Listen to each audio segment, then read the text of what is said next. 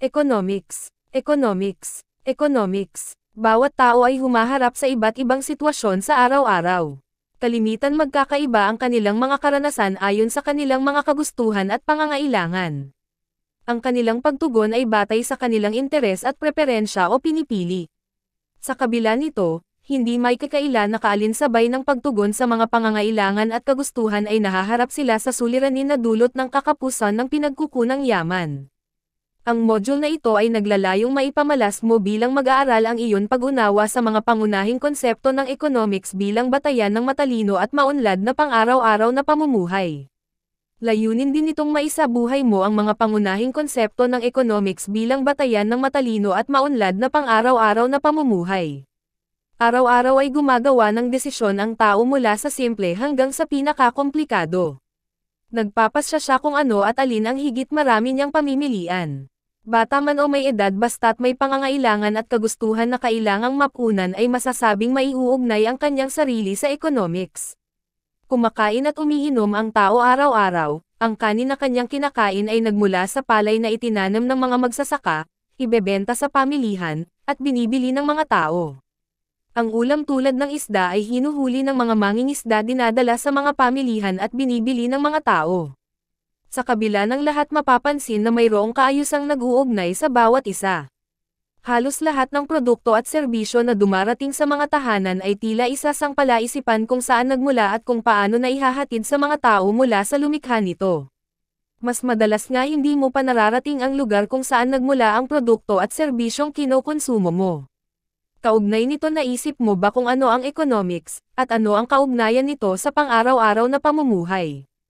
Sa pagtatapos ng araling ito inaasahan na ikaw ay makapaglalapat ng kahulugan ng economics sa pang-araw-araw na pamumuhay bilang isang mag-aaral at kasapi ng pamilya at lipunan.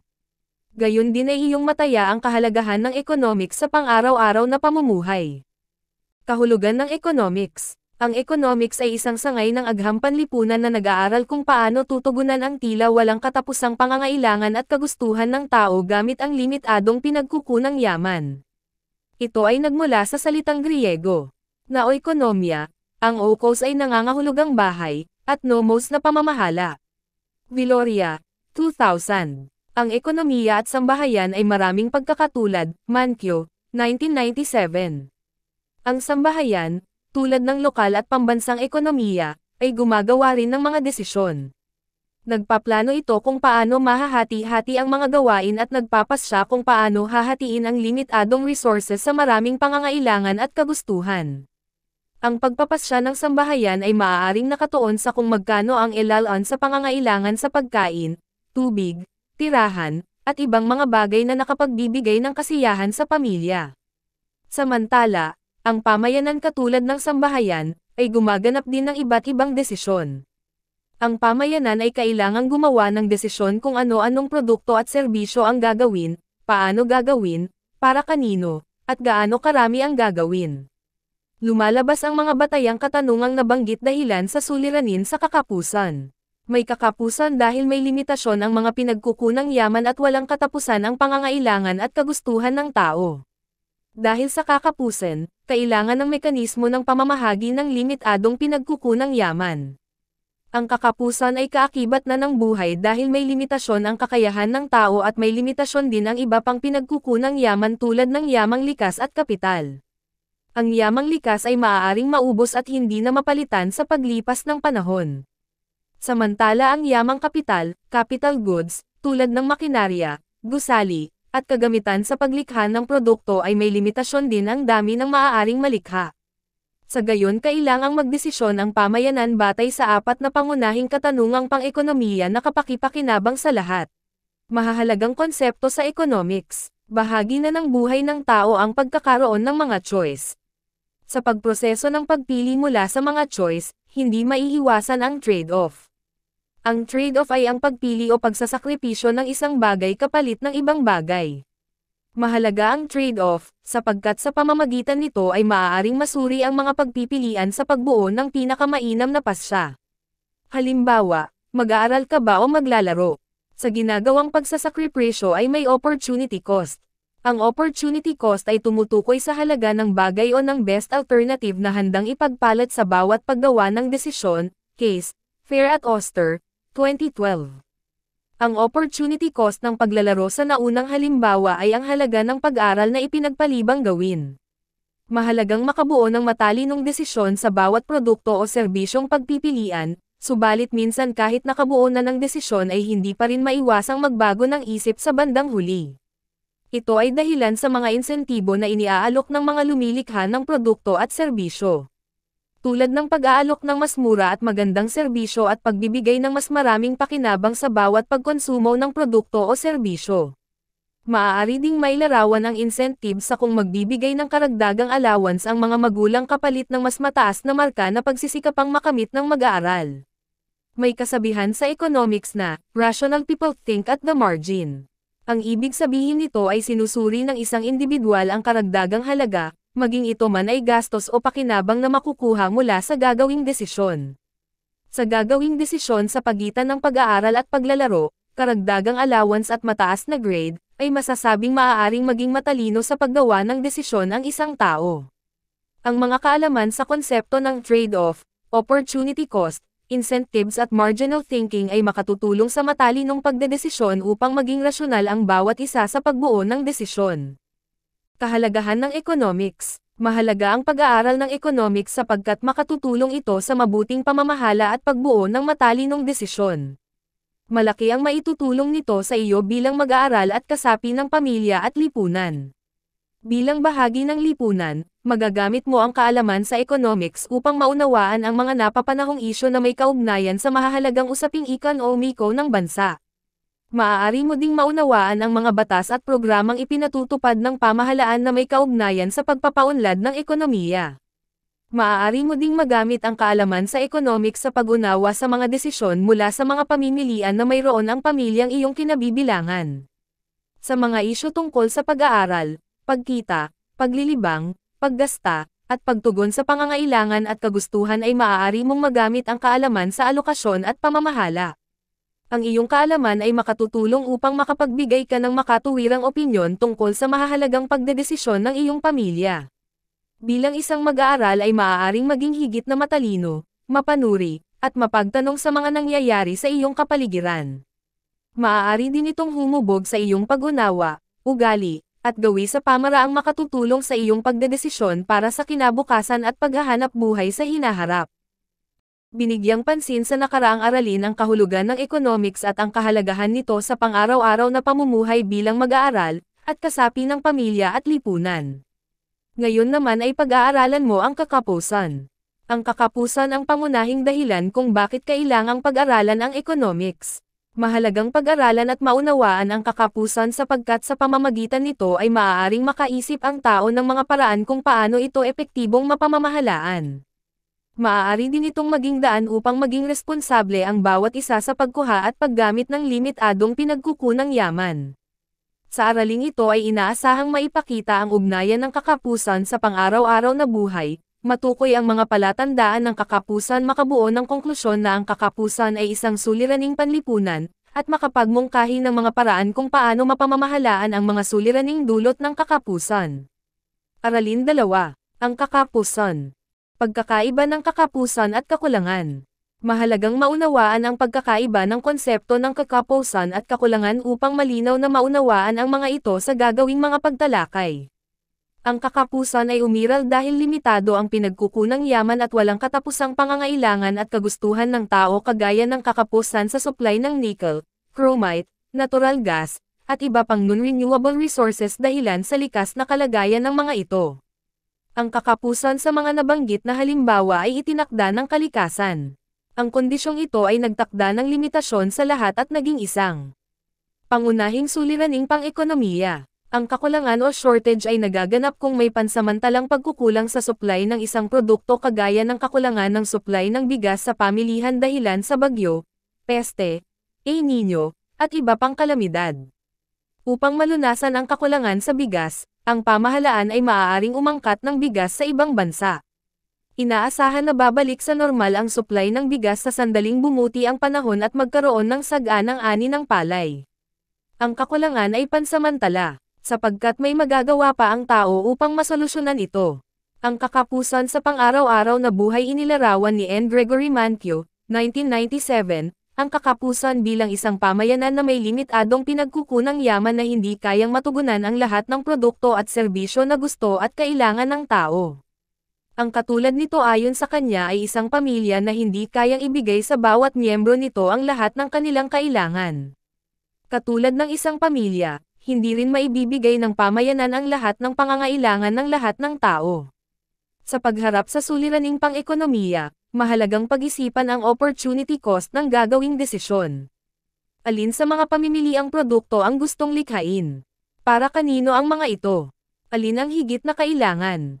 Paano ito lilikhin? Ano ang kabutihang maidudulot ng pagpili? Saang alternatibo higit na makikinabang? Gaano kalaki ang halaga ng pakinabang? Gaano kalaki ang halaga ng mawawalang oportunidad? Ang opportunity cost ay tumutukoy sa halaga ng bagay o ng best alternative na handang ipagpalit sa bawat paggawa ng desisyon, case, Fair at Oster 2012. Sa paggawa ng desisyon makatutulong ang pagkakaroon ng plano ng produksyon at masusing pag-aaral kung saan higit na makikinabang. Pagtuunan ng pansin ang mga alternatibong produkto o serbisyo at timbangin ang kahalagahan nito sa pang-araw-araw na pamumuhay. Kung magiging efficient ang plano ng produksyon at ilalagay ito sa graph maaaring makalikha ng isang kurba katulad ng inilalarawan sa Production Possibilities Frontier, PPF. Ito ang paraan upang mapamahalaan ang limitadong kalagayan ng pinagkukunang yaman. Production Possibilities Frontier.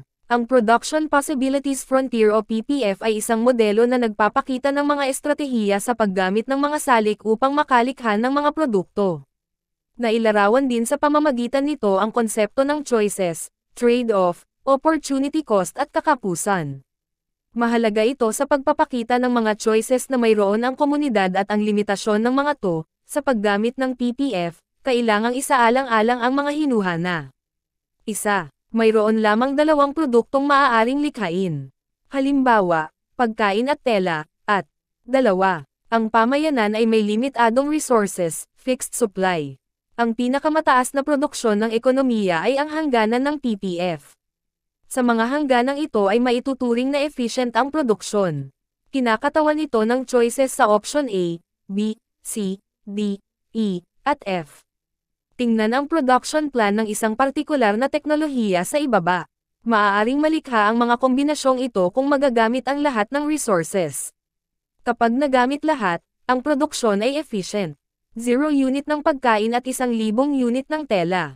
200 unit ng pagkain at 850 unit ng tela. Kahit alin sa mga punto sa hangganan ng PPF ang gamitin ay masasabing efficient ang produksyon. Plano A, kung saan maaaring gamitin ang lahat ng salik ng produksyon upang makalikha ng 1,000 units ng tela kaya walang magagawang pagkain. Upang makalikha ng pagkain, mangangailangan ito ng salik ng produksyon na kukunin mula sa produksyon ng tela, dahil dito, mababawasan ang gagawing tela, trade-off. Magkakaroon lamang ng pagbabago sa dami ng magagawa sa pagitan ng pinag-aaralang produkto ayon sa magiging desisyon.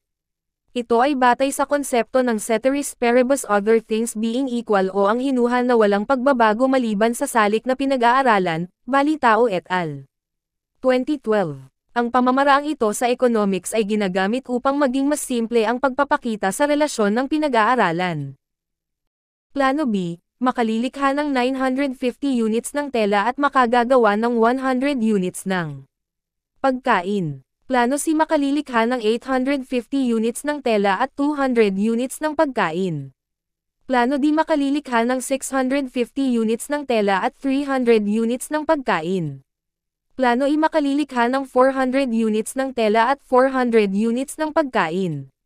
Maaaring tumaas ang produksyon na pagkain kapag nagpalit ng plano mula A patungo sa F na magdudulot na pagbaba sa produksyon ng tela.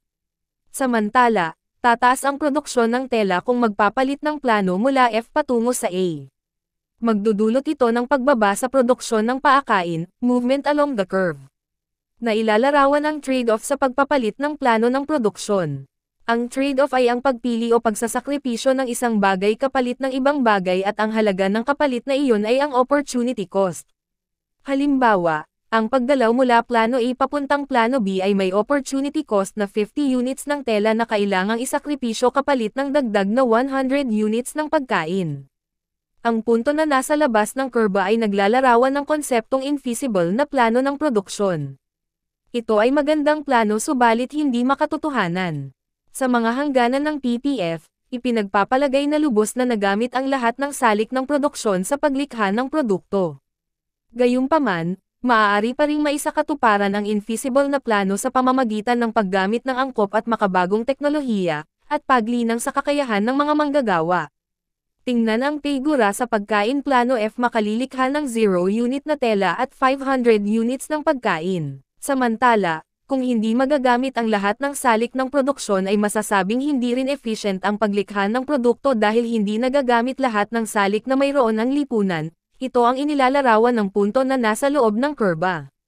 Maaaring magdulot ng suliraning pang-ekonomiya ang planong ito tulad ng kawalan ng trabaho. Sa bawat desisyon ay mahalagang isaisip ang pagtugon sa suliranin ng kakapusan. Dahil sa kakapusan, kailangang mamili ang tao, at lumikha ng naaayon sa kanyang pangangailangan at kagustuhan ng walang nasasayang at nasisirang pinagkukunang yaman. Palatandaan ng kakapusan. Ang kakapusan ang tuon ng pag-aaral ng economics. May limitasyon ang pinagkukunang yaman at walang katapusan ang pangangailangan at kagustuhan ng tao. Dahil sa katotohanan ito, nararanasan ang kakapusan sa mga pinagkukunang yaman. Ang kagubatan, na isang halimbawa ng likas na yaman, ay maaaring maubos at magdulot ng pagkasira sa natural na sistema ng kalikasan, extinction ng mga species ng halaman at hayop, at pagkasira ng biodiversity. Bagaman maaaring magsagawa ng reforestation, ang patuloy na paglaki ng populasyon na umaasa sa produkto ng kagubatan ay mabilis ding lumalaki. Samantala, bumababa rin ang bilang ng nahuhuling isda at iba pang lamang dagat dahilan sa pagkasira ng mga coral reefs. Ang produktong agrikultural na nakukuha mula sa lupa ay maaaring mabawasan dahilan sa pabago-bagong panahon at umiinit na klima. Ang yamang kapital, capital goods, tulad ng makinarya, gusali, at kagamitan sa paglikha ng produkto ay naluluma, maaaring masira, at may limitasyon din ang maaaring malikha. Maging ang oras ay hindi mapapahaba, mayroon lamang tayong 24 na oras sa isang araw. Sa loob ng oras na ito, hindi mo magagawa ang lahat ng bagay na nais mo sapagkat kailangan mong magpahinga, matulog, at kumain. Ang panahong lumipas ay hindi na muling maibabalik. Ang gamit ng pera ay may limitasyon din sapagkat hindi nito mabibili ang lahat ng bagay. Ang nararanasang limitasyon sa mga pinagkukunang yaman at patuloy na naglaki ng umaasang populasyon ay palatandaan na mayroong umiiral na kakapusan. Kakapusan bilang suliraning panlipunan. Walang katapusan ang pangangailangan at kagustuhan ng tao, samantalang ang mga pinagkukunang yaman ay kapos o may limitasyon. Dahilan sa kalagayang ito, ang kakapusan ay maaaring magdulot ng iba't ibang suliraning panlipunan. Marapat na maunawaan ng bawat isa na sa paglipas ng panahon, maaaring maubos pa ang mga pinagkukunang yaman kasabay ng patuloy na lumalaking populasyong umaasa rito. Magiging dahilan ito ng malawakang kahirapan at pagkakasakit ng mga mamamayan. Maaari din itong magdulot ng sigalot, pag-aaway-away, at kompetisyon. Upang mapamahalaan ang kakapusan kailangan ang matalinong pagdedesisyon at pagtutulungan habang isinasakatuparan ang magkaibang layunin sa ngalan ng katahimikan at kasaganaan sa buhay. Kailangan din ang matalinong pagdedesisyon kung ano, paano, para kanino, at gaano karami ang dapat na magawang mga produkto.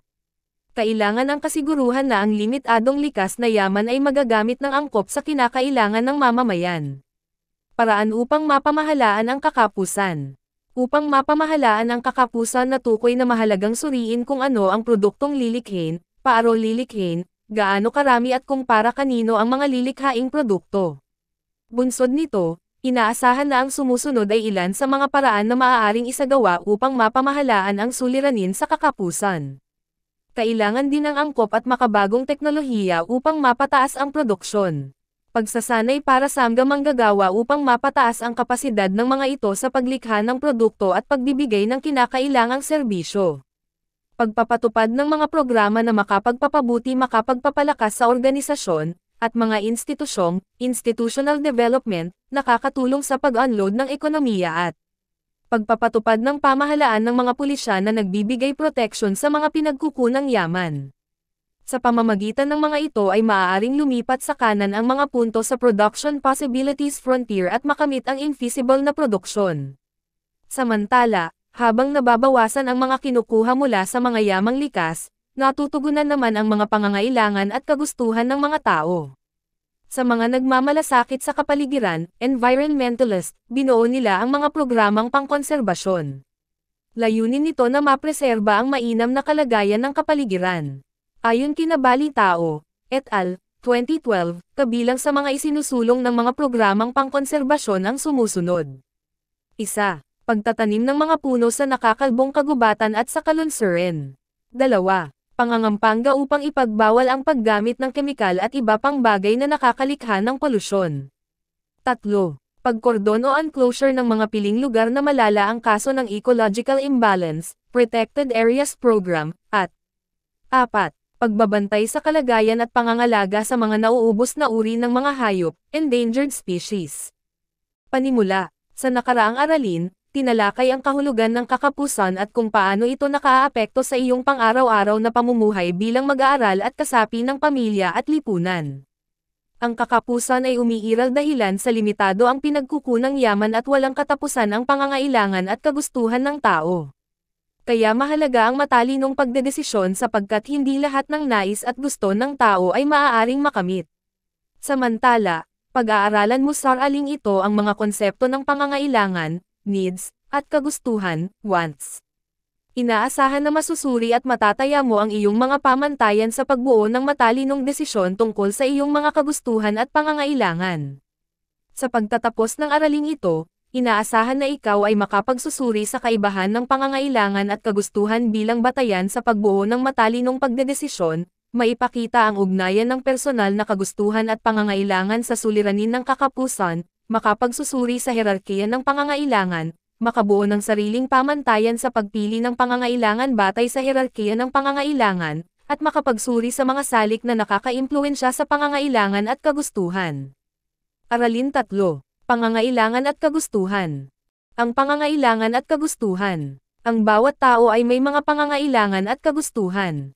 Ang pangangailangan ay mga bagay na dapat mayroon ang tao sapagkat kailangan niya nito sa kanyang pang-araw-araw na gawain. Ang pagkain, damit, at tirahan ay mga batayang pangangailangan sapagkat hindi mabubuhay ang tao kung wala ang mga ito. Samantala, hindi sapat na may damit, tirahan, at pagkain lang ang tao. Gusto niyang mabuhay ng marangal at maayos sa lipunan kaya siya ay naghahangad ng mas mataas sa kanyang mga batayang pangangailangan. Tinatawag na kagustuhan ang paghahangad na ng tao. Ang pagkakaroon ng bahay sa isang sikat na pamayanan, pagkakaroon ng masasarap na pagkain araw-araw, at pagsusuot ng mamahaling damit ay mga halimbawa ng kagustuhan. Hinahangad ito ng mga tao sapagkat nagdudulot ito ng higit na kasiyahan. Ayon kina McConnell, Brew, at Barbiero, 2001, sa kanilang aklat na Microeconomics, ang kagustuhan ng tao ay nagbabago at maaaring madagdagan dahilan sa paglabas ng mga bagong produkto. Ang kagustuhan ng tao sa isang bagay ay magdudulot ng mas mataas na antas ng kagustuhan sa paglipas ng panahon. Subalit sa maraming pagkakataon, ang kagustuhan ng isang tao ay maaaring pangangailangan ng iba at ang pangangailangan mo ay kagustuhan lamang para sa iba. Ang pagbili ng cellphone halimbawa, para sa isang negosyante ay isang pangangailangan. Subalit para sa iba, ang cellphone ay maaaring kagustuhan lamang. Personal na kagustuhan at pangangailangan. Si Matt at Tam ay kambal, pareho silang pumapasok sa paaralan at gusto nilang bumili ng bagong sapatos sa susunod na taon. Subalit binibigyan lamang sila ng FAP50 na baon araw-araw ng kanilang magulang. Upang matupad ang kanyang kagustuhan, si Matt ay gumigising ng maaga at naglalakad papunta sa paaralan. Si Tam naman ay sumasakay upang hindi mahuli sa pagpasok. Naglalaro rin siya ng video game tuwing tanghali at gumagastos ng halos FAP30 ng kanyang baon sa araw-araw, samantalang si Matt ay inipon ang kanyang pera. Natapos ang taong aralan, nadiskubre ni Tam na gumastos siya ng halos FAP4,000 para sa video game at pamasahe. Kaunti lamang ang naipon niyang pera pambili ng bagong sapatos samantalang si Matt ay may bago ng sapatos gamit ang naipon at may natitira pa siyang pera para sa iba pa niyang pangangailangan. Ang pagtugon sa personal na kagustuhan at pangangailangan ay nakasalalay sa kung paano pamamahalaan ng tao ang kakapusang nararanasan nila. Sa kaso ni Matt at Tam, mayroon lamang silang baon na FAP 50 araw-araw at isang taon hapag-ipon. Kasabay nito ay kailangan din nilang gastusan ang pang-araw-araw nilang pangangailangan sa pag-aaral. Bagamat may limitasyon sina Matt at Tam, ang kanilang kagustuhan ay maaari pa ring makamit sa pamamagitan ng matalinong pamamahala ng kanilang baon. Teorya ng pangangailangan ni Maslow. Bawat tao ay magkakaiba ang pangangailangan at kagustuhan. Sa Theory of Human Motivation, ni Abraham Harold Maslow, 1908 hanggang 1970, ipinanukala niya ang teorya ng hierarkiya ng pangangailangan. Ayon sa kanya, habang patuloy na napupunan ng tao ang kanyang batayang pangangailangan, umuusbong ang mas mataas na antas ng pangangailangan, higher needs. Pangangailangang pisyolohikal. Nakapaloob dito ang pangangailangan ng tao sa pagkain, tubig, hangin, pagtulog, kasuotan, at tirahan. Kapag nagkulang ang mga pangangailangan sa antas na ito ay maaaring magdulot ng sakit o humantong sa pagkamatay. Pangangailangan ng seguridad at kaligtasan. Magkakaroon ng pangangailangang ito kapag natugunan na ang naunang pangangailangan. Kabilang dito ang kasiguruhan sa hanap buhay, kaligtasan mula sa karahasan, katiyakang moral at pisyolohikal, seguridad sa pamilya, at seguridad sa kalusugan. Pangangailangang panlipunan. Kabilang dito ang pangangailangan na magkaroon ng kaibigan, kasintahan, pamilya at ng anak, at pakikilahok sa sibiko. Kailangan ng tao na makipag-ugnayan sa kanyang kapwa at makisalamuha sapagkat may mga pangangailangan siya na hindi niya kayang tugunan na mag-isa. Maaaring magdulot ng kalungkutan at pagkaligalig ang sino mang hindi makatutugon sa pangangailangan ito. Pagkamit ng respeto sa sarili at respeto ng ibang tao. Kailangan ng maramdaman ang kanyang halaga sa lahat ng pagkakataon. Ang respeto ng ibang tao at tiwala sa sarili ay nagpapataas ng kanyang dignidad bilang tao. Ang mga kakulangan sa antas na ito ay maaaring magdulot sa kanya ng mababang moralidad at tiwala sa sarili na maaaring nagmula sa pagkapahiya, pagkabigo, at pagkatalo. Kaganapan ng pagkatao. Ito ang pinakamataas na antas ng pangangailangan ng tao. Sinabi ni Maslow na ang taong nakarating sa antas na ito ay nagbibigay ng mas mataas na pagtingin sa kasagutan sa halip na katanungan. Hindi siya natatakot mag-isa at gumawa kasama ang ibang tao. Ang mga taong nasa ganitong kalagayan ay hindi mapagkunwari at totoo sa kanyang sarili. May kabab ang loob at may respeto sa ibang tao. Ipinapaliwanag sa teorya ni Maslow na nasa susunod na pahina na walang katapusan ang kagustuhan ng tao. Ang pagkakaroon ng pangangailangan ay nakabatay sa matagumpay na pagtuon sa mga naunang antas ng pangangailangan. Kung kaya, nararapat lamang na ilagay at iayos ang pangangailangan ng tao ayon sa kahalagahan nito. Makikita sa figure sa kaliwa ng pyramid ang mga positibong katangian na maaaring makakamit ng individual sa kanyang pag-akyat sa susunod na antas ng kanyang pangangailangan. Nasa kanang bahagi naman nito ang maaaring negatibong epekto sa pagkabigo ng tao na makaakyat sa susunod na antas, mga salik na nakaiimpluwensya sa at kagustuhan. Edad. Ang pangangailangan at kagustuhan ay nagbabago ayon sa edad ng tao. Ang mga kabataan ay nasisiyahang kumain basta't naaayon ito sa kanyang panlasa. Ngunit sa pagtanda ng tao, kailangan na niyang piliin ang kanyang maaaring kainin upang manatiling malusog ang pangangatawan. Antas ng edukasyon. Ang pangangailangan ay may pagkakaiba rin batay sa antas ng pinag-aralan. Ang taong may mataas na pinag-aralan ay karaniwang mas malaki ang posibilidad na maging mas mapanuri sa kanyang pangangailangan at kagustuhan. Mataas na pinag-aralan ay karaniwang mas pinagtatrabahuhan ay nakakaapekto rin sa pangangailangan at kagustuhan. Katayuan sa lipunan. Ang katayuan ng tao sa kanyang pamayanan at pinagtatrabahuan ay nakaaapekto rin sa kanyang pangangailangan at kagustuhan. Maaaring ang taong nasa mataas na posisyon sa kanyang trabaho ay maghangad ng sasakyan sapagkat malaki ang maitutulong nito upang lalo siyang maging produktibo sa kanyang mga obligasyon at gawain. Panlasa. Isa pa sa mga salik na nakapagpapabago sa mga pangangailangan ay ang panlasa. Ang panlasa sa estilo ng pananamit at gupit ng buhok ng mga kabataan ay ibang-iba sa estilo ng mga nakatatanda. Kita. Malaki ang kinalaman ng kita sa pagtugon ng tao sa kanyang pangangailangan at kagustuhan. Kapag maliit ang kita ng tao, malimit na nagkakasya na lamang siya sa mga pangunahing pangangailangan tulad ng pagkain, damit, at pagkakaroon ng bahay. Samantala, naghahangad ng malalaki at modernong bahay ang mga taong may malaking kita.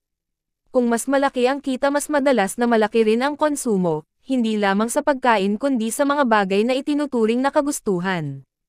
Kapaligiran at klima. Ang kapaligirang pisikal ay nakaaapekto sa pangangailangan ng tao.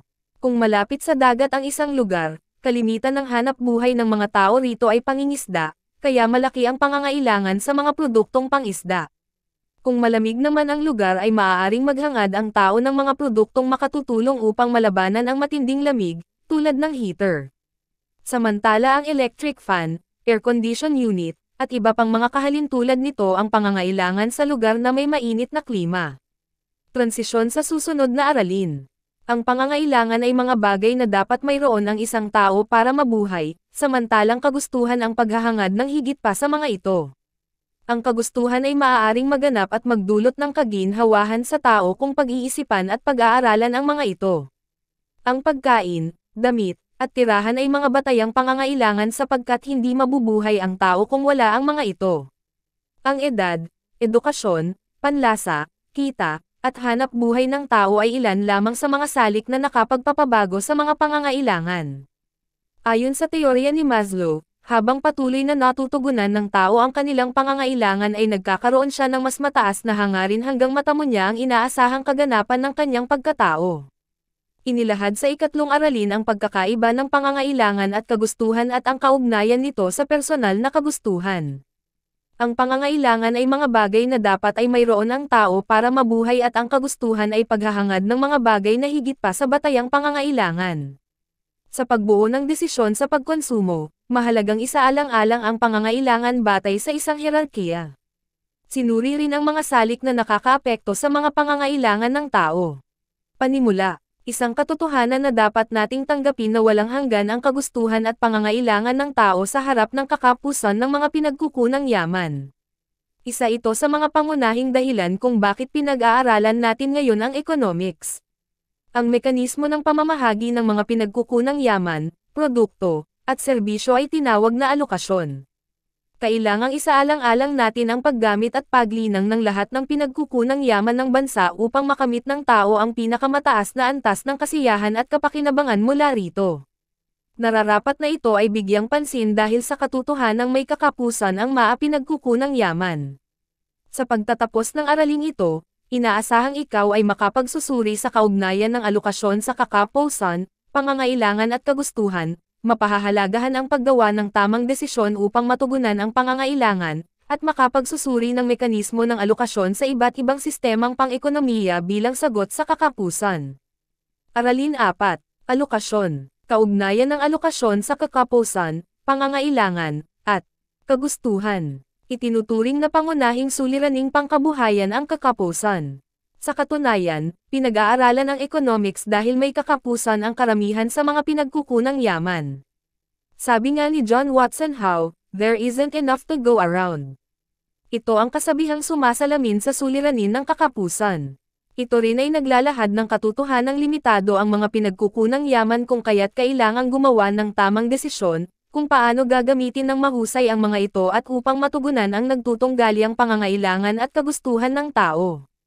Ang mekanismo ng pamamahagi ng pinagkukunang yaman, produkto, at serbisyo ay tinatawag na alokasyon.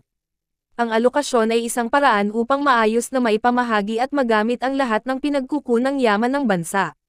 Ito rin ang paraan upang ang lipunan ay makaagapay sa suliraning dulot ng kakapusan. Kailangang isaalang-alang ang paggamit at paglinang ng lahat ng pinagkukunang yaman ng bansa upang makamit ng tao ang pinakamataas na antas ng kasiyahan at kapakinabangan mula rito. Nararapat itong bigyang pansin dahil sa katotohanang may kakapusan ang mga pinagkukunang yaman. Ang mapanagutang paggamit nito ang titiyak na may magagamit pang pinagkukunang yaman ang susunod na henerasyon. Upang matiyak na efficient at maayos ang alokasyon ng mga pinagkukunang yaman, dapat itong sumagot sa 4 na pangunahing katanungang pang-ekonomiko. 1. Ano-anong produkto at serbisyo ang gagawin? Hindi makagagawa ang lipunan ng produktong kailangan ng tao ayon sa dami at uri na gusto ng lahat. Bahagi ito ng suliranin ng kakapusan. Ang desisyon kung anong produkto at serbisyo ang gagawin ay nakasalalay sa pangangailangan ng tao. 2. Paano gagawin ang naturang produkto at serbisyo? Kung paano isasakatuparan ang pagbuo ng produkto at serbisyo ay nakasalalay kung anong input ang gagamitin. Marami ring mga paraan na maaaring gamitin kung papaano isasakatuparan ang produksyon. Maaaring gumamit ng teknolohiya o tradisyonal na paraan ng paggawa upang mabuo ang output. 3. Para kanino gagawin ang mga produkto at serbisyo? Ang makikinabang sa pagbuo ng produkto o serbisyo ang nagsisilbing motibasyon sa pagpapatuloy ng produksyon. Ang makikinabang sa produkto o serbisyo ay kung sino ang nangangailangan at may kakayahang makamit ito. Maaaring nasa loob o labas ng bansa ang gagamit ng gagawing produkto at serbisyo. 4. Gaano karami ang gagawing produkto at serbisyo? Kailangang malaman ang laki ng pangangailangan ng ekonomiya upang makapagdesisyon kung gaano karami ang gagawing produkto at serbisyo. Ang potensyal na makabuo ng produkto at serbisyo ay nakabatay sa gagamiting input. Ang sistemang pang-ekonomiya ay tumutukoy sa isang institusyonal na kaayusan at paraan upang maisaayos ang paraan ng produksyon, pagmamay-ari, at paglinang ng pinagkukunang yaman at pamamahala ng gawaing pang-ekonomiko ng isang lipunan. Mithiin ng bawat sistemang pang-ekonomiya na makaagapay ang lipunan sa mga suliranin ng kakapusan at kung paano epesyenteng magagamit ang mga pinagkukunang yaman ng bansa. Bawat lipunan ay may sinusunod na sistemang pang-ekonomiya upang matugunan ang mga suliraning nakapaloob sa produksyon at alokasyon ng mga produkto at serbisyo. Maaalala na ang sistemang pang-ekonomiya ay sumasagot sa 4 na pangunahing katanungang pang-ekonomiko. Una, ano-anong produkto at serbisyo ang gagawin? Pangalawa, papaano gagawin ang naturang produkto at serbisyo? Pangatlo, para kanino gagawin ang mga produkto at serbisyo? Panghuli, gaano karami ang gagawing produkto at serbisyo? Alokasyon sa bawat ibang sistemang pang-ekonomiya. Ang sumusunod ay ang iba't ibang sistemang pang-ekonomiya na umiral sa daigdig. Tradisyonal na ekonomiya. Ang unang anyo ng sistemang pang-ekonomiya ay ang tradisyonal na ekonomiya. Ang kasagutan sa pangunahing katanungang pang-ekonomiko ay nakabatay sa tradisyon, kultura, at paniniwala. Ang tanong na ano ang lilikhaing produkto ay hindi mahirap sagutin sapagkat ang pangangailangan ng tao ay umikot lamang sa pangunahing pangangailangan tulad ng damit, pagkain, at tirahan. Maging ang suliranin kung paano lilikha ng produkto ay simple lamang na tinutugunan dahil ang paraan ng produksyon ay batay sa sinaunang pamamaraan na itinuro ng matatanda sa pangkat. Sa tradisyonal na ekonomiya, bagamat walang tiyak na batas ukol sa alokasyon, may maliwanag na pagkakaunawa ang mga tao sa paraan nito. Ang anumang produkto na kanilang malilikha ay ipamamahagi ayon sa kanilang pangangailangan at kung sino ang dapat gumamit. Market economy. Sa market economy, ang kasagutan sa pangunahing katanungang pang-ekonomiko ay ginagabayan ng mekanismo ng malayang pamilihan. Sa ganitong sistema, ang bawat kalahok consumer at producer, ay kumikilos alinsunod sa kanilang pansariling interes na makakuha ng malaking pakinabang. Ang mga nasa lakas paggawa ay maaaring makapamili ng kanilang nais na papasukang trabaho. Ang pangunahing katanungang pang-ekonomiko ay sinasagot ng puwersa ng pamilihan. Ang market economy ay nagpapahintulot sa pribadong pagmamay-ari ng kapital, pakikipag-ugnayan sa pamamagitan ng presyo, at pangangasiwa ng mga gawain.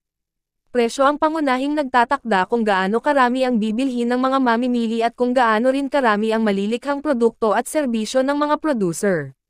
Sa kabuuan, ang dami ng produkto na nais ibenta ng mga producer ay may katumbas na dami ng produkto na nais bilhin ng mga mamimili. Sa madaling sabi, presyo ang nagsisilbing pambalanse sa interaksyon ng consumer at producer sa loob ng pamilihan.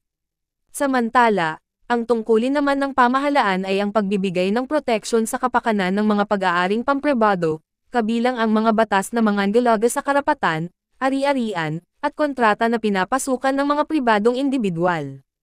Command economy. Sa command economy, ang ekonomiya ay nasa ilalim ng komprehensibong kontrol at regulasyon ng pamahalaan. Ang pagkontrol ay alinsunod sa isang planong nauukol sa pagsusulong ng ekonomiya na pinangangasiwaan mismo ng sentralisadong ahensya, Central Planning Agencies. Katunayan, ang pagpapasya sa proseso ng mga gawaing pang-ekonomiya ay sentralisado o nasa kamay ng pamahalaan lamang. Tinutukoy rin ang mga gagamiting pinagkukunang yaman sa paglikha ng mga kapital. Samantala, madaling nalalaman ang distribusyon ng kita sa lipunan sa pamamagitan ng pagtatakda ng pasahod para sa iba't ibang uri ng hanapbuhay. Ang kita naman sa mga lupang sakahan ay maaaring matukoy sa pamamagitan ng pagtatakda sa halaga ng mga produktong nagmumula rito. Ang mga patakaran sa command economy ay ipinatupad sa dating Soviet Union. Sa kasalukuyan, nananatiling may ganitong sistemang pang-ekonomiya ang Cuba at North Korea. Mixed economy. Ang mixed economy ay isang sistema na kinapapaluban ng elemento ng market economy at command economy. Walang maituturing na isang kahulugan ang mixed economy. Ito ay kinapapaluban ng magkaugnay na katangian ng dalawang sistema tulad ng malayang pakikilahok sa mga gawaing pangkabuhayan na pinahihintulutan ng pamahalaan at pagkontrol ng pamahalaan sa ilang gawaing pangkabuhayan. Ang salitang mixed economy ay nalikha upang tukuyin ang isang sistemang nabuo at may mga katangian na bunga ng pagsasanib o kombinasyon ng command at market economy. Hinahayaan dito ang malayang pagkilos ng pamilihan subalit maaaring manghimasok o makialam ang pamahalaan sa mga usaping nauuko sa pangangalaga ng kalikasan, katarungang panlipunan, at pagmamay-ari ng estado. May pribadong pagmamay-ari sa mga salik ng produksyon, infrastruktura, at mga organisasyon. Ang sistemang mixed economy ay nagpapahintulot din na makagawa ng mga pribadong pagpapasya ang mga kumpanya at individual. Gayunpaman ito ay hindi nangangahulugang ganap na autonomiya para sa kanila sapagkat alig karamihan sa mga desisyong ito ay ginagabayan ng pamahalaan. Panimula. Sa araling ito ay mauunawaan mo ang konsepto ng pagkonsumo.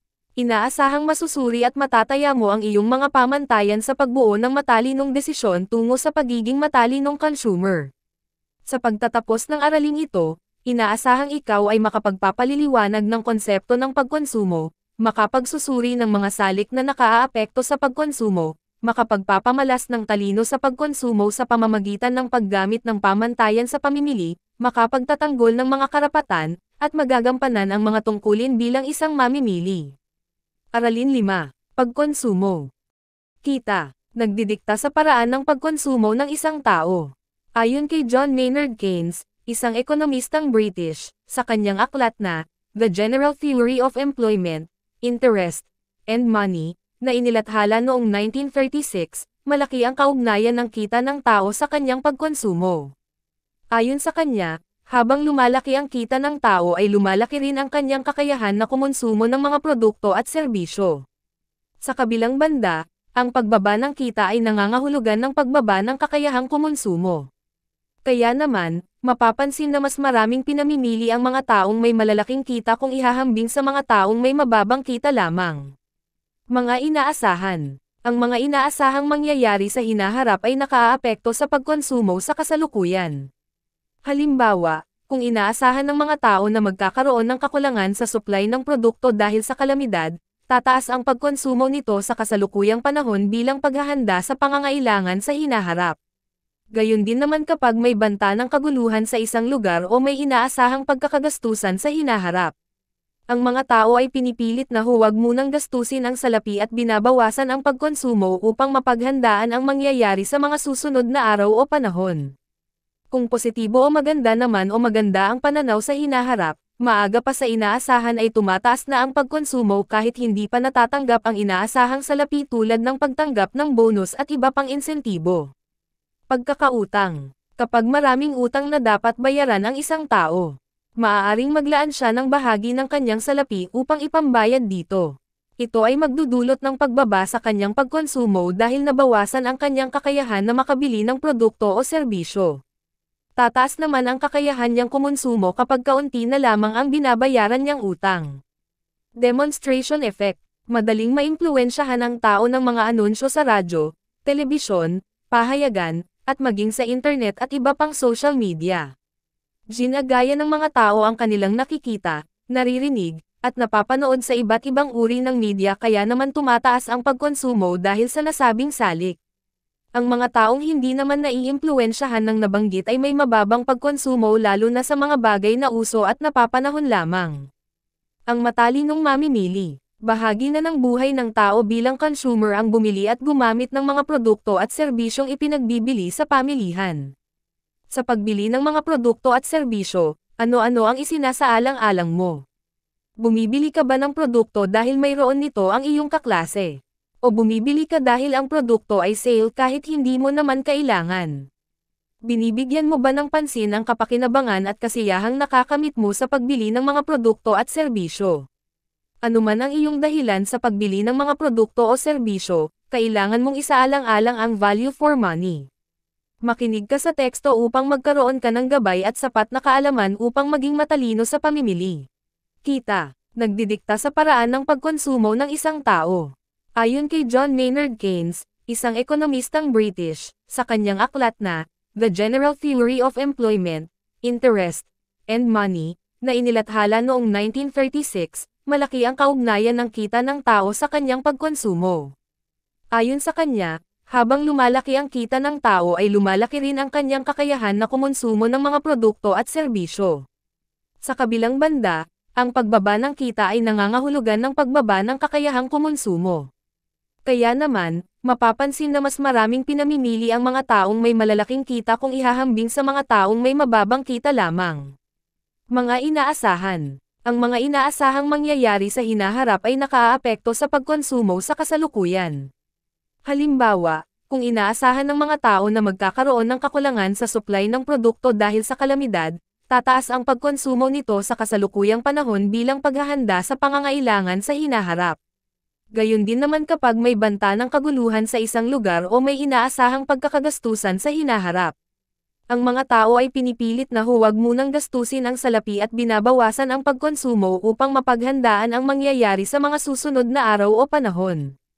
Kung positibo o maganda naman o maganda ang pananaw sa hinaharap, maaga pa sa inaasahan ay tumataas na ang pagkonsumo kahit hindi pa natatanggap ang inaasahang salapi tulad ng pagtanggap ng bonus at iba pang insentibo. Pagkakautang. Kapag maraming utang na dapat bayaran ang isang tao, maaaring maglaan siya ng bahagi ng kanyang salapi upang ipambayad dito. Ito ay magdudulot ng pagbaba sa kanyang pagkonsumo dahil nabawasan ang kanyang kakayahan na makabili ng produkto o serbisyo. Tataas naman ang kakayahan niyang kumonsumo kapag kaunti na lamang ang binabayaran niyang utang. Demonstration effect. Madaling maimpluwensyahan ang tao ng mga anunsyo sa radyo, telebisyon, pahayagan, at maging sa internet at iba pang social media. Ginagaya ng mga tao ang kanilang nakikita, naririnig, at napapanood sa iba't ibang uri ng media kaya naman tumataas ang pagkonsumo dahil sa nasabing salik.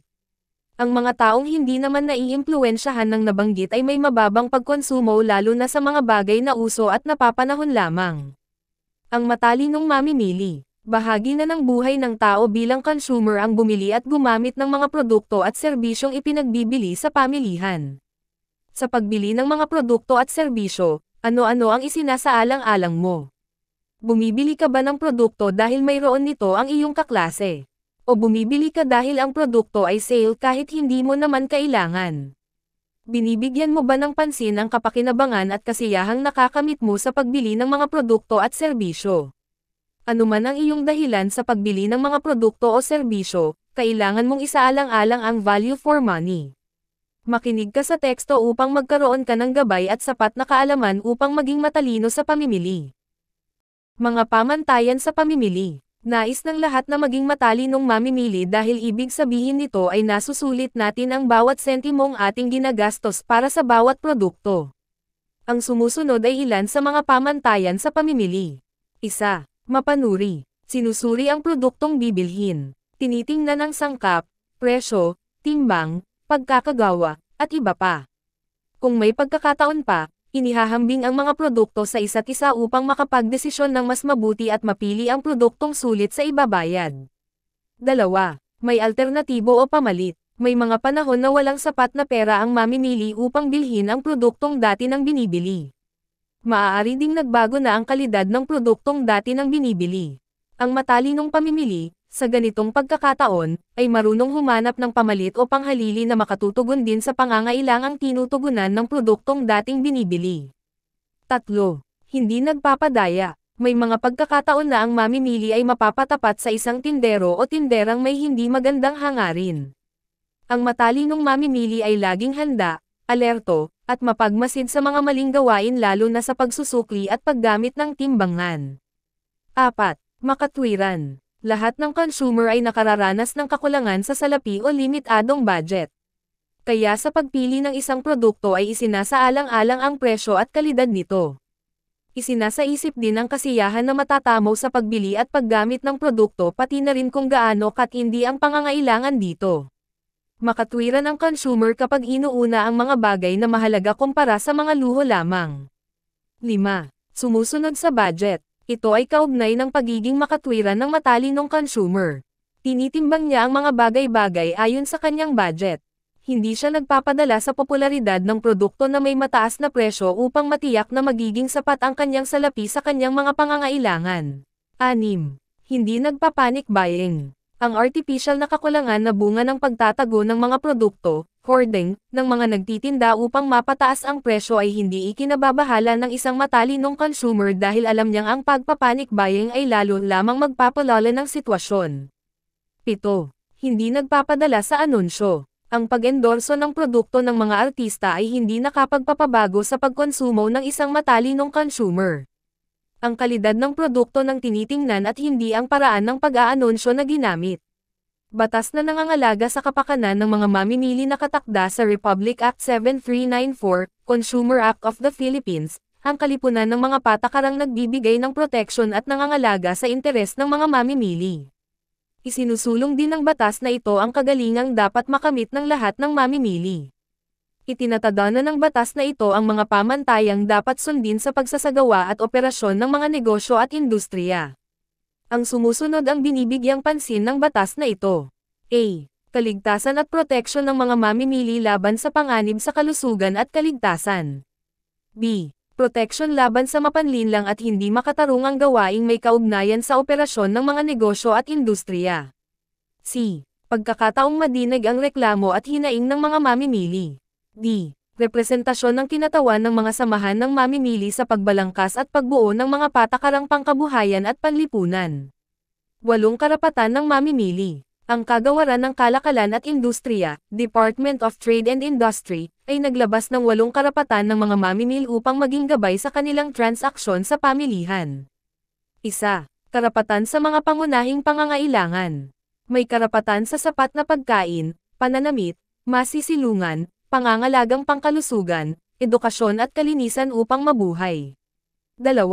Karapatan sa kaligtasan. May karapatang bigyan ng katiyakang ligtas at mapangangalagaan kalaban sa pangangalakal ng mga panindang makasasama o mapanganib sa iyong kalusugan. 3.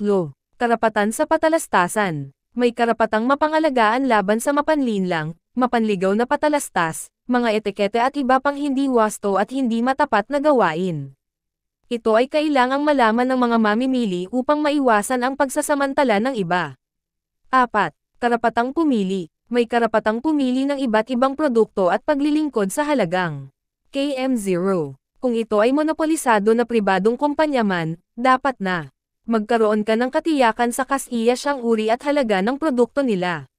5. Karapatang dinggin. May karapatang makatiyak na ang kapakanan ng mamimili ay lubusang isaalang-alang sa paggawa at pagpapatupad ng anumang patakaran ng pamahalaan. 6. Karapatang bayaran at tumbasan sa anumang kapinsalaan. May karapatang bayaran at tumbasan sa anumang kapinsalaan na nagbuhat sa produkto na binili mo. May karapatan kang mabayaran sa mang kasinungalingan o mababang uri ng paninda o paglilingkod na ibibigay o ipinagbibili kahit na ito ay sa pagkakamali, kapabayaan o masamang hangarin. Dapat na magkaroon ka ng walang bayad na tulong sa pagtatanggol sa hukuman o ng pag-aayos sa paghahabol. 7. Karapatan sa pagtuturo tungkol sa pagiging matalinong mamimili. May karapatan sa consumer education, nagtatanong at nagtatanggol sa iyong karapatan. Ito ay nagtataglay ng karapatan sa katalinuhan at kaalaman na kinakailangan upang makagawa ng hakbanging makatutulong sa mga desisyong pangmamimili. 8. Karapatan sa isang malinis na kapaligiran. May karapatan sa kalayaan, pagkakapantay-pantay at sapat na mga kalagayan sa buhay na nagbibigay pahintulot sa isang marangal at maayos na pagkatao at ikaw ay may malaking pananagutan na pangalagaan at pagbutihin ang iyong kapaligiran para sa kalusugan at kinabukasan ng ating saling lahi. 5. Pananagutan ng mga mamimili. Ang kagawaran ng kalakalan at industriya ay nagpalaganap rin ng 5 pananagutan ng mga mamimili. Ang sumusunod ay ang mga pananagutang binabanggit. 1. Mapanuring kamalayan. Ang tungkuling maging listo at mausisa tungkol sa kung ano ang gamit, halaga, at kalidad ng mga paninda at pag-iilangkod na ating ginagamit. 2. Pagkilos. Ang tungkuling maipahayag ang ating sarili at kumilos upang makatiyak sa makatarungang pakikitungo. Kung tayo'y mananatili sa pagwawalang bahala, patuloy tayong pagsasamantalahan ng mga mandarayang mangangalakal. 3. Pagmamalasakit na panlipunan. Ang tungkuling alamin kung ano ang ibubunga ng ating pagkonsumo ng mga kalakal at serbisyo sa ibang mamamayan, lalong-lalo na ang pangkat ng malilit o walang kapangyarihan, maging ito ay sa lokal, pambansa, o pandaigdig na komunidad. 4. Kamalayan sa kapaligiran. Ang tungkuling mabatid ang kahihinatnan ng ating kapaligiran bunga ng hindi wastong pagkonsumo. Kailangang pangalagaan natin ang ating likas na kayamanan para sa ating kinabukasan. 5. Pagkakaisa. Ang tungkuling magtatag ng samahang mamimili upang magkaroon ng lakas at kapangyarihang may taguyod at mapangalagaan ang ating kapakanan. Consumer Protection Agencies. Ang sumusunod ay mga ahensya ng pamahalaan na tumutulong upang maisulong ang kapakanan ng mga mamimili. Bureau of Food and Drugs, BFAD. Hinggil sa hinaluan, pinagbabawal, maling etiketa ng gamot, pagkain, pabango, at make-up. City, Provincial, Municipal Treasurer. Hinggil sa timbang at sukat, madayang, tampered, tinangan at mapanlinlang na pagsukat. Department of Trade and Industry, DTI. Hinggil sa paglabag sa batas ng kalakalan at industriya maling etiketa ng mga produkto, madaya at mapanlinlang na gawain ng mga mangangalakal. Energy Regulatory Commission, ERC. Reklamo laban sa pagbebenta ng diwastong sukat o timbang ng mga gasolinahan at mga mangangalakal ng liquefied petroleum gas. Environmental Management Bureau, DENREMB. Namamahala sa pangangalaga sa kapaligiran, polusyon halimbawa ay pagsalaula sa hangin at tubig. Fertilizer and Pesticide Authority, FPA. Hinggil sa hinaluan, pinagbabawal, maling etiketa ng pamatay insekto at pamatay salot. Housing at Land Use Regulatory Board, HLURB. Nangangalaga sa mga bumibili ng bahay at lupa pati na rin ang mga subdivision. Insurance Commission. Hinggil sa hindi pagbabayad ng kabayaran ng seguro. Philippine Overseas Employment Administration, POEA. Reklamo laban sa illegal recruitment activities. Professional Regulatory Commission, PRC. Hinggil sa mga hindi matapat na pagsasagawa ng propesyon kabilang na ang mga accountant, doktor, engineer, at iba pa. Securities at Exchange Commission, SEC. Hinggil sa paglabag sa binagong Securities Act tulad ng piramidang na gawain. Kahulugan ng produksyon. Hindi lahat ng bagay sa kapaligiran ay maaaring ay konsumo agad ng tao. Minsan kailangan pang idaan sa proseso ang isang bagay upang maging higit na mapakinabangan. Halimbawa, ang kahoy o troso ay maaaring gamiting panggatong upang mapakinabangan. Ngunit, maaari din itong gamitin upang makabuo ng mesa. Ang produksyon ay proseso ng pagpapalit anyo ng produkto sa pamamagitan ng pagsasama-sama ng mga salik upang makabuo ng output. Ang mga salik na ginamit sa pagbuo ng produkto ay tinatawag na input. Sa atin halimbawa, ang output ay ang mesa at silya. Ang mga input ay ang mga bagay na kinailangan upang mabuo ang produkto. Ang mga input na kahoy, makinarya, kagamitan, at manggagawa na ginamit sa pagbubuo ng produktong mesa o silya ay mga salik ng produksyon. Mga salik ng produksyon. A. Lupa. B. Kapital. C. Paggawa. D. Entrepreneurship. Nagiging posible ang produksyon sa pagsasama-sama ng mga salik, factors of production, tulad ng lupa, paggawa, kapital, at entrepreneurship. Suriin ang kahalagahan ng sumusunod na salik at ang implikasyon nito sa pang-araw-araw na pamumuhay. Lupa bilang salik ng produksyon. Sa economics, ang lupa ay hindi lamang tumutukoy sa tinataniman ng mga magsasaka o pinagtatayuan ng bahay. Kasama rin dito ang lahat ng yamang likas sa ibabaw at ilalim nito, pati ang mga yamang tubig, yamang mineral, at yamang gubat. Hindi tulad ng ibang salik, ang lupa ay may naibang katangian sapagkat ito ay fixed o takda ang bilang. Sa makatuwid, ang wastong paggamit ng lupa ay mahalaga. Malakman o malit ang sukat nito, kailangang tiyakin ang pagkakaroon ng produktibong paggamit. Paggawa bilang salik ng produksyon. Ang mga likas na yaman at mga hilaw na sangkap ay hindi magiging kapaki-pakinabang kung hindi gagamitin at gagawing produkto. Nangangahulugan ito na kailangan ang mga manggagawa sa transformasyon ng mga hilaw na materyales sa pagbuo ng tapos na produkto o serbisyo. Ang lakas paggawa ay tumutukoy sa kakayahan ng tao sa produksyon ng kalakal o serbisyo. May dalawang uri ang lakas paggawa, ang mga manggagawang may kakayahang mental o silang mga tinatawag na may white-collar job. Mas ginagamit ng manggagawang may kakayahang mental ang kanilang isip kaysa sa lakas ng katawan sa paggawa. Halimbawa ng mga ito ay ang mga doktor, abogado, inhinyero, at iba pa. Ang katawagang white-collar ay unang ipinakilala ni Upton Sinclair, isang Amerikanong manunulat noong 1919. Ang isa pang uri ng lakas paggawa ay ang mga manggagawang may kakayahang pisikal o silang mga tinaguriang may blue-collar job. Mas ginagamit naman nila ang lakas ng katawan kaysa sa isip sa paggawa. Halimbawa nito ang mga karpintero, driver, magsasaka, at iba pa. Sahod o sweldo ang tawag sa pakinabang ng manggagawa sa ipinagkaloob na paglilingkod. Ang mga manggagawa ay may malaking ginagampanan sa ating pang-araw-araw na pamumuhay sapagkat ang kanilang paggawa ng produkto at serbisyo ang tumutustos sa ating pangangailangan. Kapital bilang salik ng produksyon. Ang kapital ay tumutukoy sa kalakal na nakalilikha ng iba pang produkto. Mas magiging mabilis ang paggawa kung may mga makinarya o kasangkapang gagamitin ang mga manggagawa. Ang mga kagamitang ito na gawa ng tao ay ginagamit sa paglikha ng panibagong kalakal ay isang halimbawa ng kapital. Ang kapital ay maaari ding iugnay sa salapi at infrastruktura tulad ng mga gusali, kalsada, tulay pati na ang mga sasakyan.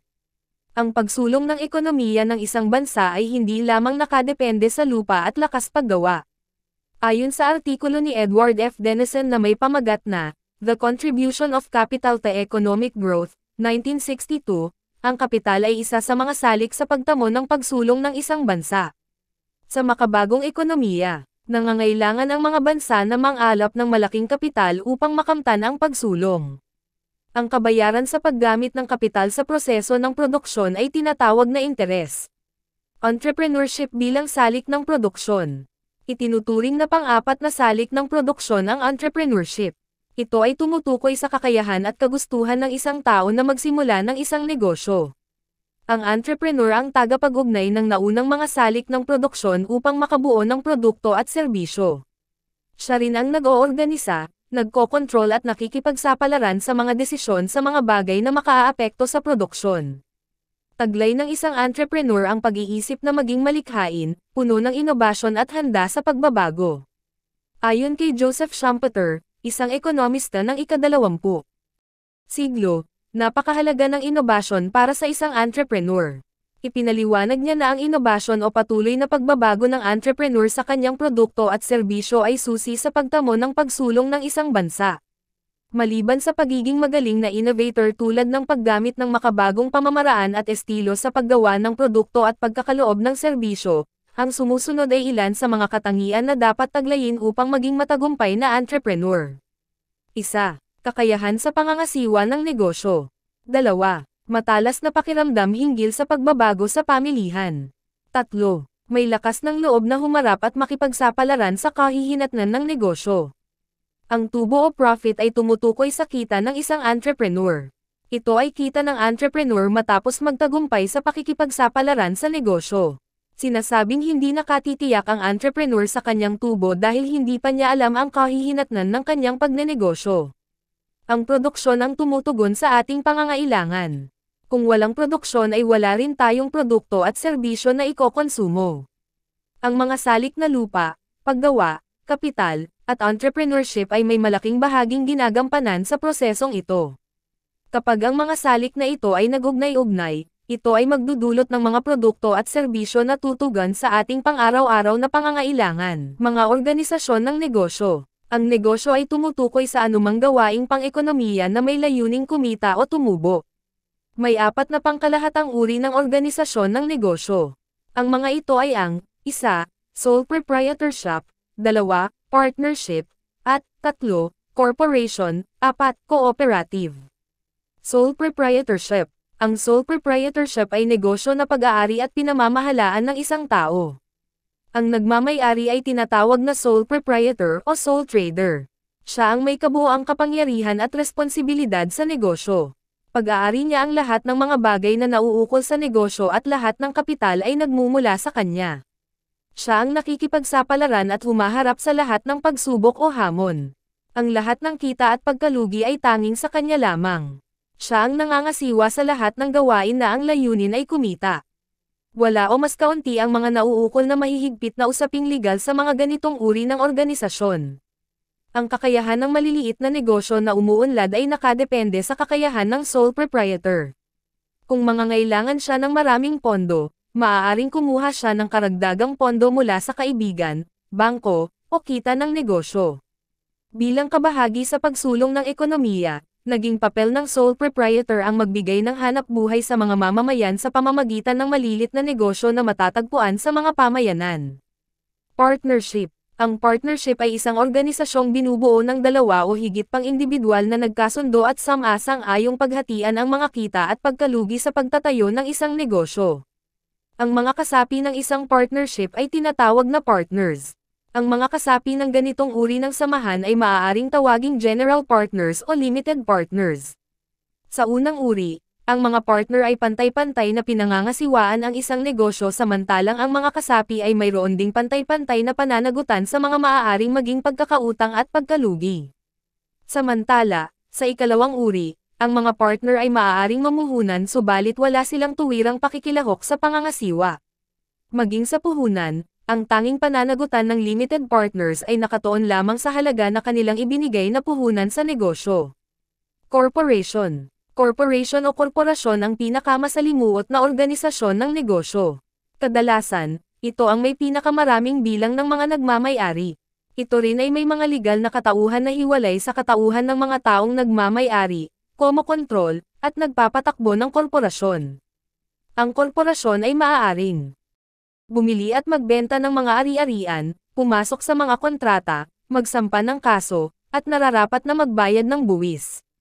Katangian din nito ang limitadong pananagutan ng mga may-ari at ang pagbibigay ng mga bahagi o share sa anyo ng mga stocks at ang pananatili nito ay isang mahalagang bagay. Ang proseso ng pagiging isang korporasyon ay tinatawag na incorporation. Ito ay nagbibigay sa kumpanya ng katayuang legal na hiwalay sa mga nagmamay-ari. Dahil dito, nabibigyang proteksyon ang mga nagmamay-ari mula sa mga pananagutan, halimbawang ang kumpanya ay maabla. Ang kondisyong ito ay tinatawag na limitadong pananagutan, limited liability. Sa pamamagitan ng incorporation, ang magamay-ari ng korporasyon ay walang pananagutan sa utang ng kumpanya. Kung ang kumpanya ay malugi, ang tanging mawawala sa may-ari ay ang salapi na kanilang pinuhunan bilang common stock. Cooperative. Mayroon pang ibang uri ng samahan ng negosyante.